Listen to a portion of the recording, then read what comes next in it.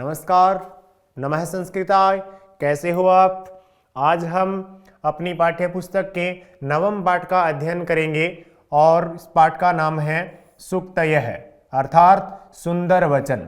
सूक्तयः जो शब्द है वो सु प्लस उक्तयः से बना है और इसका अर्थ होता है सु यानी होता है अच्छा या सुंदर, हम कह सकते हैं। उक्त यानी वचन, यानी सुंदर वचन यानी अच्छे वचन जो हैं वही क्या कहलाते हैं? सूक्तयः कहलाते हैं। तो इस पाठ में हम जानते हैं क्या है इस पाठ में विशेष, किस प्रकार के सुंदर वचन हमारे द्वारा यहाँ पर पढ़े जाएंगे, जानते हैं हम इस पाठ के परिचय से। अयम पाठः मूलतः तमिल भाषायाः तिरुकुरल नामक ग्रंथात् गृहीतः अस्ति। अयम ग्रंथः तमिल भाषायाः वेदः इति कथ्यते। अस्य प्रणेता तिरुवल्लुवर वर्तते। प्रथम शताब्दी अस्य कालः स्वीकृतः अस्ति। धर्मार्थ काम प्रतिपादको अयम ग्रंथः त्रिषु भागेषु विभक्तो अस्ति। तिरु शब्दः श्रीवाचकः अस्ति, अतः तिरुकुरल शब्दस्य अभिप्रायो भवति श्रिया युक्ता वाणी। अस्मिन् ग्रन्थे मानवानां कृते जीवनोपयोगी सत्यं सरसबोध गम्य पद्यैः प्रतिपादितम् अस्ति। क्या है? अयम पाठ मूलतः तमिल भाषायाः, यानी यह जो संग्रहित पाठ है, ये संग्रहित श्लोक जो मूल रूप से कहां से लिए गए हैं? तमिल भाषा में रचित एक तिरुकुरल नाम से कोई ग्रंथ है, उस ग्रंथ से लिए गए हैं। और तिरुकुरल साहित्य की उत्कृष्ट रचना है। तिरुकुरल है वो साहित्य की क्या है? अयम ग्रंथ है, यानी साहित्य की बहुत ही अच्छी और उत्कृष्ट रचना है। इसे तमिल भाषा का क्या कहा जाता है? वेद कहा जाता है। वेद 4 है हमारे और इसको तमिल भाषा का क्या कहा जाता है? इसको वेद कहा जाता है। इसके प्रणेता हैं वो तिरुवल्लुवर है। इसके जो प्रणेता हैं, जो लेखक है इसके ग्रंथ के, वो कौन है? तिरुवल्लुवर हैं। इनका काल प्रथम शताब्दी माना जा गया है, यानी इनका जो काल है वो प्रथम शताब्दी माना गया है। इसमें मानव जाति के लिए जीवनोपयोगी सत्य प्रतिपादित है। तिरु शब्द श्रीवाचक है, यानी तिरु शब्द है वो श्रीवाचक है। और तिरुकुरल शब्द का अभिप्राय, यानी शब्द का जो अभिप्राय है, इसका जो अर्थ है वो क्या है? श्रियायुक्ता वाणी, अर्थात इसे धर्म अथवा काम 3 भागों में बांटा गया है। धर्म, अर्थ और काम 3 भागों में बांटा गया है। और प्रस्तुत श्लोक सरल भाषा युक्त तथा प्रेरणास्पद है। जो इस पाठ में हम श्लोकों का अध्ययन करेंगे वो क्या है? सरल है, सरस है, मनोहर है और हमारे लिए क्या है? प्रेरणादायी है। आइए जानते हैं हम इस पाठ के पहले श्लोक को। पिता यच्छति पुत्राय बाले विद्या धनम महत्, पिता अस्य किम तपस्तेते इत्युक्तिस्त कृतज्ञता।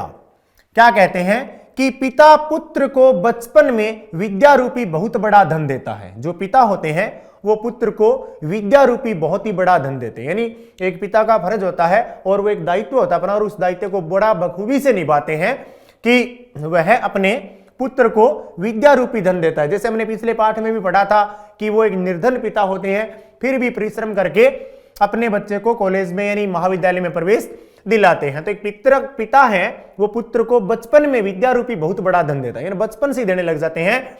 इससे पिता ने क्या तप किया, यह कथन ही उसकी कृतज्ञता है। यानी इससे पिता ने क्या तप किया, यानी कैसी तपस्या की उन्होंने, यह कथन ही उसकी क्या है? कृतज्ञता है। यानी पिता ने बहुत कुछ किया उसके लिए, क्या कम किया, यानी विद्या रूपी उसको धन दिया और उसको बड़ा किया और उसको इस जीवन जीने के लायक और बहुत ही अच्छे इस समाज के अंदर उसको अच्छे से जीवन जीने के लिए उसको तैयार किया। अगला श्लोक, अवकृता यथा चित्ते तथा वाची भवेत यदि तदेवाहु महात्मानः समत्वमिति तथ्यतः।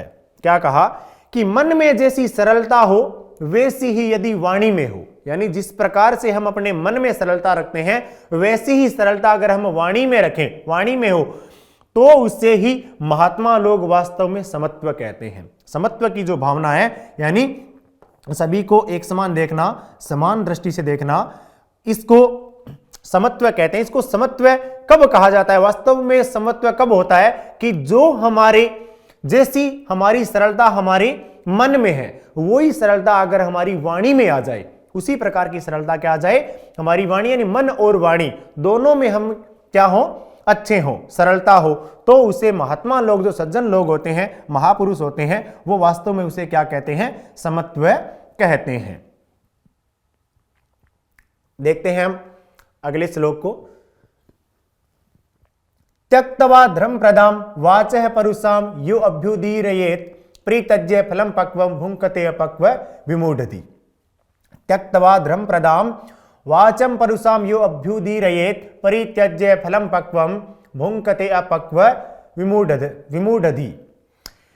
कि जो धर्मप्रद वाणी को छोड़कर कठोर वाणी बोले, यानी जो धर्म के प्रति न बोले, जो धर्मनिष्ठ वाणी है ऐसा न बोले, यानी असत्य बोले, झूठ बोले, या धर्म को हटकर, धर्म के रास्ते से हटकर बोले, धर्म की वाणी को छोड़कर कठोर वाणी बोले, यानी कटु वाणी बोले, कड़वी वाणी बोले, वह मूर्ख पके हुए फल को छोड़कर कच्चा फल खाता है।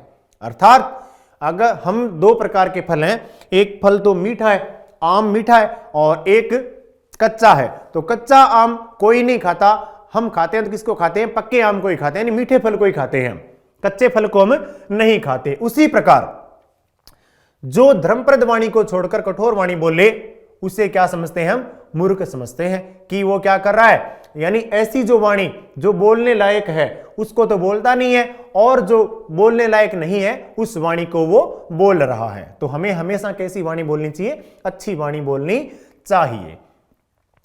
अगला श्लोक देते हैं। विद्वांस एव लोके अस्मिन् चक्षुष्मन्तः प्रकीर्तिता अन्येषां वदने ये तुते चक्षुर्नाम्नि मते। क्या कहा, विद्वांस एव लोके अस्मिन् चक्षुष्मन्तः प्रकीर्तिताः अन्येषां वदने ये तुते चक्षुर्नाम्नि मते। कि इस संसार में विद्वान लोग ही आंखों वाले कहे गए हैं।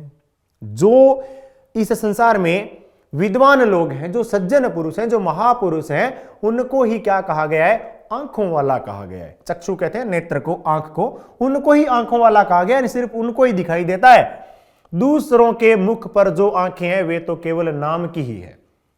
अन्य शाम वदने, अगर महापुरुषों के अलावा जो मूर्ख लोग हैं उनकी जो आंखें हैं वो तो केवल नाम की ही आंखें हैं। अर्थात जो विद्वान लोग हैं उनकी आंखों को क्या कहा गया है, क्या कहा, आंखें कहा गया है, उनको असली आंखें जो हैं वही कही गई है। बाकी जो मूर्ख लोगों की आंखें हैं उनको केवल नाम की ही आंख कहा गया है। अर्थात हमें विद्व लोगों के साथ, अच्छे पुरुषों के साथ हमें संगति करनी चाहिए, और जैसा वो करते हैं उनके जैसे आचरण को हमें अपनाना चाहिए, और हमें हमेशा अच्छा ही देखना चाहिए। हमारी दृष्टि को हम क्या रखें, अच्छी रखें, अच्छा देखें, अच्छा सीखें, और अच्छा ही हम बोलें।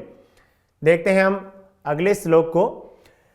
यत् प्रोक्तम तेन केनापि यत् प्रोक्तम येन केनापि तस्य तत्वार्थ निर्णयः कर्तुम शक्यो भवेदेन स विवेकः इति ऋतः। कि जिस किसी के द्वारा भी जो कहा गया है उसके वास्तविक का निर्णय, उसके वास्तविक अर्थ का निर्णय जिसके द्वारा किया जा सकता है उससे विवेक कहा गया है। विवेक बुद्धि किसे कहा गया है, कहते हैं ये बालक विवेकशील है, ये व्यक्ति विवेकशील है, यानी बुद्धिमान है। यानी विवेक कहा किसे गया है, विवेक का पता कैसे चलता है, कि जब किसी के द्वारा भी जो कहा गया, यानी किसी ने चाहे कुछ भी कहा हो, उसके वास्तविक अर्थ का निर्णय जिसके द्वारा किया जा सकता है, जो चीज जिसके द्वारा कही गई है उसका वास्तविक निर्णय क्या हो सकता है, उसको जो निकाल सकता है, उसको जो समझ सकता है, उसको जो देख सकता है, उसे ही हम क्या कहते हैं, विवेक कहते हैं। और ऐसे व्यक्ति को हम विवेकशील व्यक्ति कहते हैं। देखते हैं हम अगले श्लोक को। वाक्पटु धैर्यवान मंत्री सभायाम अप्यकातर स केनापि प्रकारेण परैर्न परिभूयते। कि जो मंत्री बोलने में चतुर है, धैर्यवान और सभा में भी निडर होता है। कि जो मंत्री बोलने में चतुर है, धैर्यवान है, और सभा में अपने पक्ष को रखने में, अपनी बात को रखने में निडर है, डरता नहीं है, वह शत्रुओं के द्वारा किसी भी प्रकार से अपमानित नहीं किया जा सकता। यानी उसको शत्रु लोग हैं वो किसी भी प्रकार से अपमानित नहीं कर सकते। मतलब मंत्री की बात नहीं है, अगर हम कोई भी उस मंत्री की तरह हम बोलने में क्या होते हैं, चतुर होते हैं और हम धैर्य से काम लेते हैं, और तीसरा हम क्या करते हैं, निडर हैं, अपनी बात को यानी अपनी सही पक्ष को रखने में हम घबराते नहीं हैं। तो हम भी किसी के द्वारा कभी भी कहीं पर भी अपमानित नहीं हो सकते हैं। तो देखते हैं हम अगले श्लोक को। यह इच्छत्यात्मनः श्रेय प्रभुतानि सुखानि च न कुर्याद हितम करम स परेभ्य कदापि च, कि जो मनुष्य अपना कल्याण और बहुत अधिक सुख चाहता है, यानी ऐसे मनुष्य जो अपना कल्याण चाहते हो और बहुत ज्यादा सुख चाहते हो, उसे दूसरों के लिए कभी अहितकारी कार्य नहीं करना चाहिए। अर्थात हम हमेशा अपना क्या चाहते हैं, खुद का भला चाहते हैं कि हमें लोग हमारा भला करें, हमारा कोई बुरा न करे, हमें कोई बुरी बात न बोले, है ना। ये सब हम ऐसा व्यवहार अपने साथ चाहते हैं। तो जैसा हम चाहते हैं वैसा ही हम भी दूसरों के साथ करें। अगर हम ऐसा नहीं करते हैं तो हमें क्या करना चाहिए, हमें भी फिर इस प्रकार की आशा या उम्मीद नहीं रखनी चाहिए। तो क्या कहा, जो मनुष्य अपना कल्याण और अधिक सुख चाहते हैं, यानी हम भी सभी अपना कल्याण ही चाहते हैं और सभी हम जीवन में सुख चाहते हैं। अगर हम ऐसा चाहते हैं तो हमें दूसरों के लिए जो अहितकारी काम है, जो दूसरों के नुकसान पहुंचाता है, ऐसा कार्य हमें नहीं करना चाहिए।